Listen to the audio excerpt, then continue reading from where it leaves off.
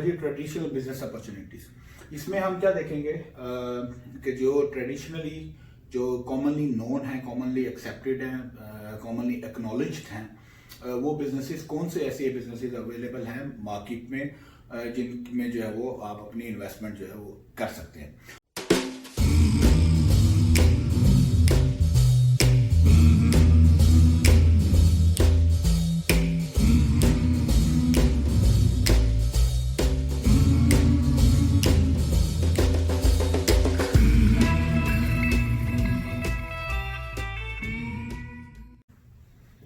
Assalamu alaikum.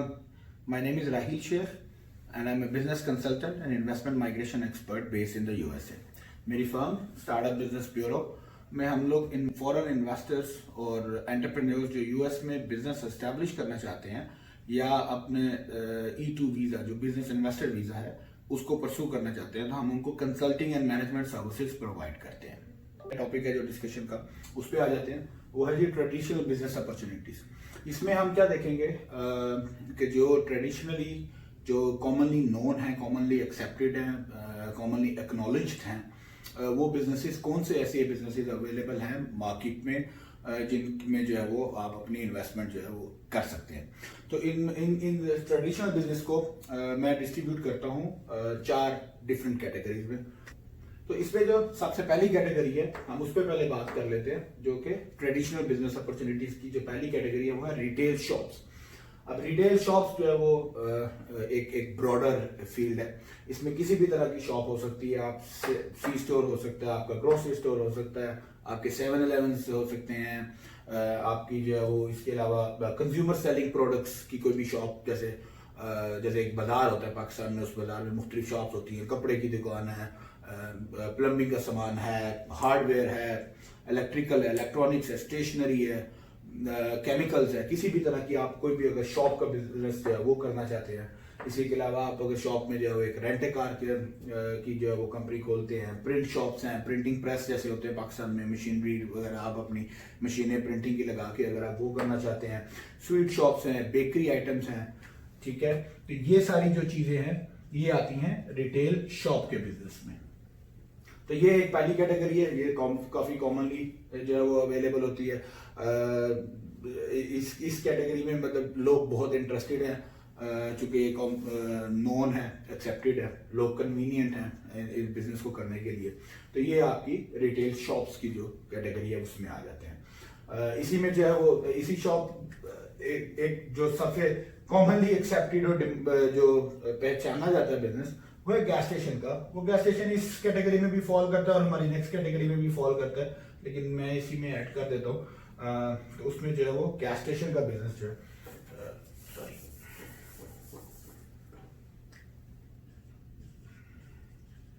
Gas station जो है वो भी एक रिटेल का बिजनेस है जो कि इसमें आता है।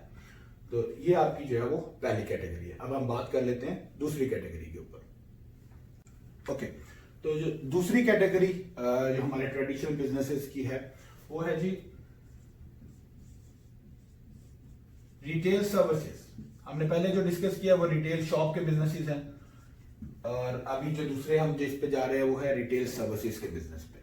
अब रिटेल सर्विसेज में जो है वो क्या मुराद है, इसमें आपके पास डिफरेंट एग्जांपल्स मैं इसकी भी आपको दे देता हूँ। ये सारे कैटेगरीज नहीं है, बट उनकी मैं सिर्फ चंद एग्जांपल जो है वो आपको दे देता हूँ ताकि आपको समझने में आसानी हो।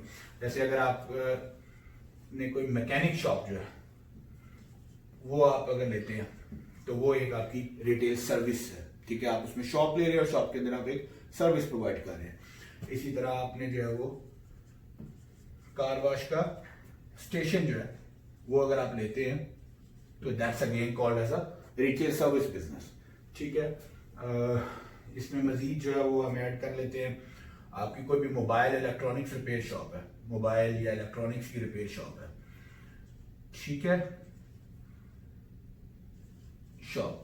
तो ये भी एक जो है वो रिटेल सर्विस का बिजनेस है। इसके अलावा जो है सैलून्स जो है वो सैलून, स्पास और इस तरह के जो भी आपके जो हेल्थ केयर से रिलेटेड के जो बिजनेसेस हैं वो भी आपके रिटेल सर्विसेज में फॉल करते हैं।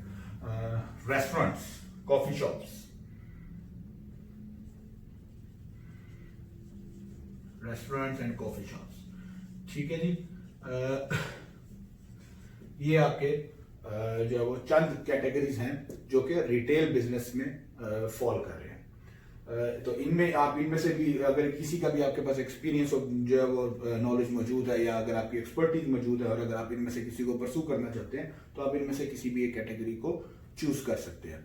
और ये लोग मोस्टली जो है वो प्रेफर करते हैं, स्पेशली रेस्टोरेंट्स, सैलून्स और इसी तरह जो है कॉफी शॉप्स वगैरह हो गए। और शॉप्स में से जो है जैसे गैस स्टेशन है, वो गैस स्टेशन भी इसी कैटेगरी में भी आता है, वो क्योंकि वो भी शॉप भी है और सर्विस भी है, तो वो गैस स्टेशन वगैरह हो गए।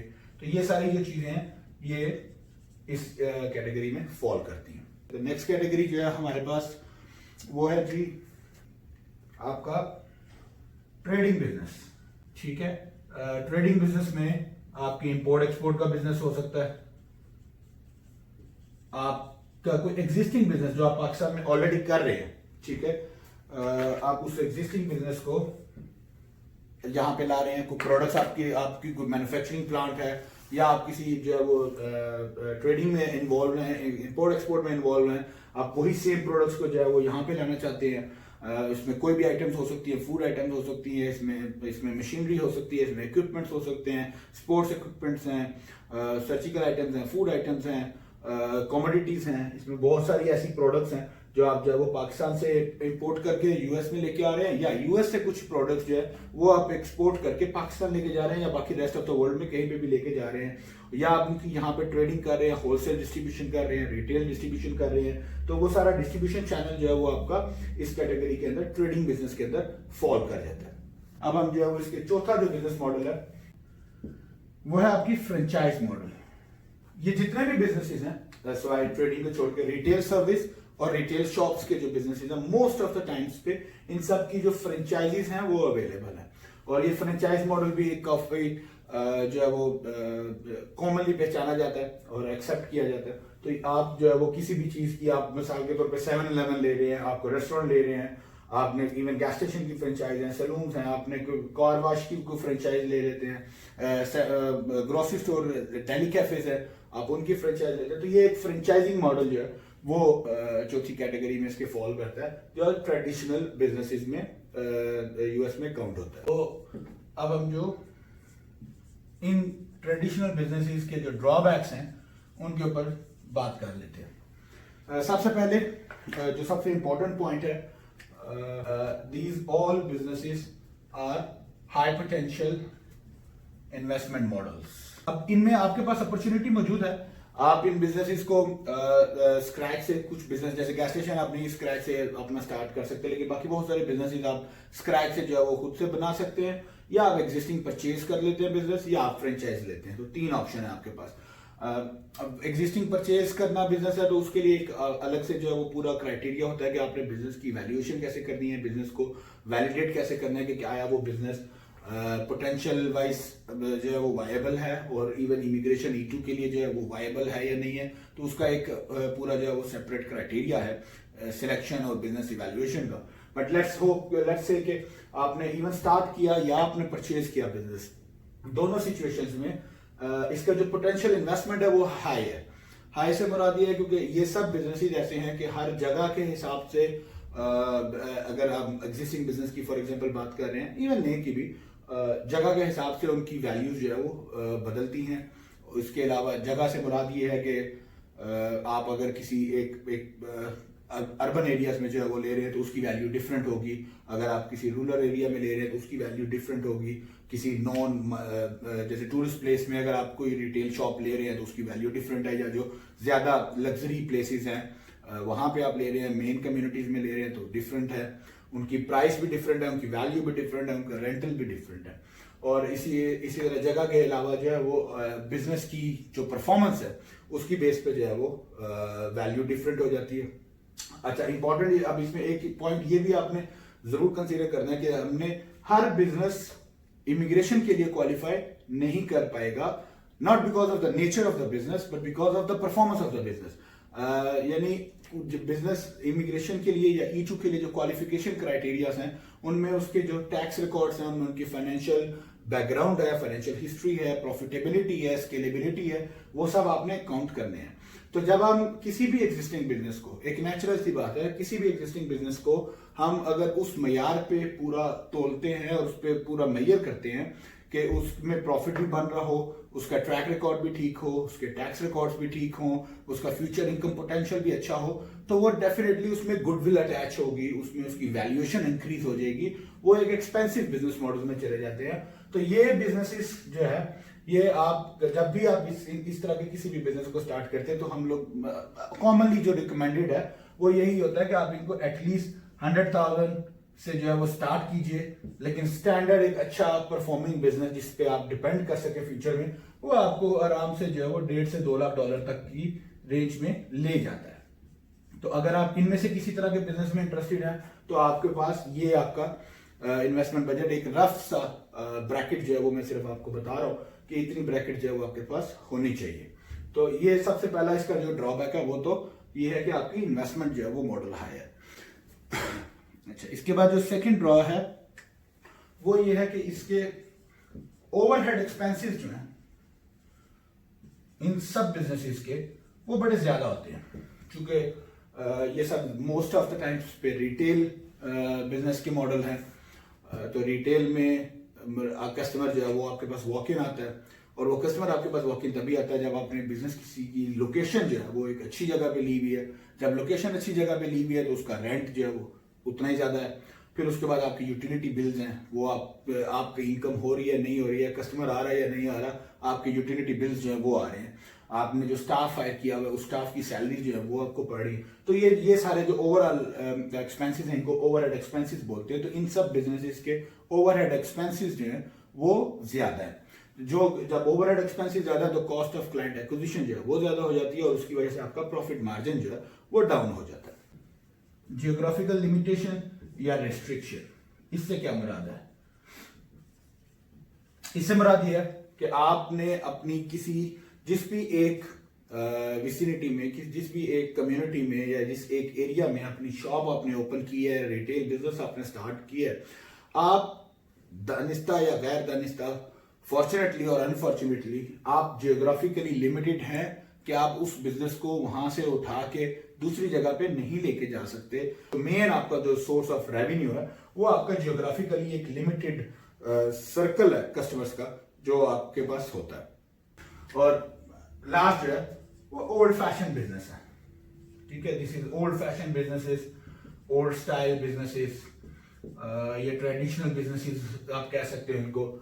ये वो बिजनेसेस हैं जो जमाना से चलते आ रहे हैं, आज भी चल रहे हैं, लेकिन आने वाले वक्त में इन रिटेल्स के चूंकि टेक्नोलॉजी इतना टेक ओवर कर गई है, तो इस वजह से इन बिजनेसेस के पोटेंशियल किसी न किसी हद तक लिमिट हो जाएंगे एज कंपेयर टू कि जब या तो आप उस कंपटीशन के अंदर आप जो है वो बैठे रहे और उसमें जो है वो आप कंपीट करते रहे, और उसके साथ साथ आप अपना जो पोटेंशियल है वो इंक्रीज करें कॉम्पिटिटिव मार्केट में। अदरवाइज आपको जो ओल्ड फैशन स्टाइल है वो ये बिजनेस को आपको एलिमिनेट कर देगा इन द कमिंग फ्यूचर। तो इसके साथ जो मजीद है, लास्ट पॉइंट इसको बोल रहे थे, पहले मिस हो गया, वो है आपका कंपटीशन, एग्जिस्टिंग कंपटीशन। चूंकि ये एग्जिस्टिंग मॉडल्स हैं, ट्रेडिशनल मॉडल्स हैं, बहुत ज्यादा वाफर मिकदार में मौजूद है, तो आपका कंपटीशन भी उतना ही ज्यादा है इन बिजनेसेस में एज कंपेयर टू किसी नए फैशन जो बिजनेसेस हैं या जो टेक्नोलॉजी बेस्ड टेक स्टार्टअप्स हैं उनसे, उनकी मुनासबत से। तो इसमें आपका जो कॉम्पिटिटिव जो डिसएडवांटेज है वो यही है कि जैसे अगर आप कोई भी आपके पास आपने एक रेस्टोरेंट खोला तो आपको अपनी हर गली की नुक्कड़ पे एक रेस्टोरेंट मिलेगा, तो आपका कंपटीशन जो है वो उसी तरह इंक्रीज हो गया। गैस स्टेशन अगर आप लेते हो तो गैस स्टेशन भी जो है वो एक, या आप यूएस की मार्केट में फॉर एग्जांपल एक सिग्नल पे आपको 4 गैस स्टेशन मिलते हैं चारों साइड्स ऑफ द रोड पे, तो वो आपका कॉम्पिटिटिव मार्केट जो है वो बहुत ज्यादा है, बहुत स्ट्रॉन्ग है, इस वजह से ये एक इसका ड्रॉबैक है। तो ये सारे ओवरऑल जो ड्रॉबैक्स हैं इनको कंसिडर करके और अपनी जो इनिशियल जो हमारा जो सिलेक्शन क्राइटेरिया था आप उनको भी अपने जो है वो कंपैरिजन में रखें, और फिर इनकी बेस पे आप एक अपना जो है वो डिसीजन लेने की पोजीशन में आ जाएंगे कि आपको किस तरह का बिजनेस जो है वो करना चाहिए और क्या बिजनेस आपको परचेज करना है।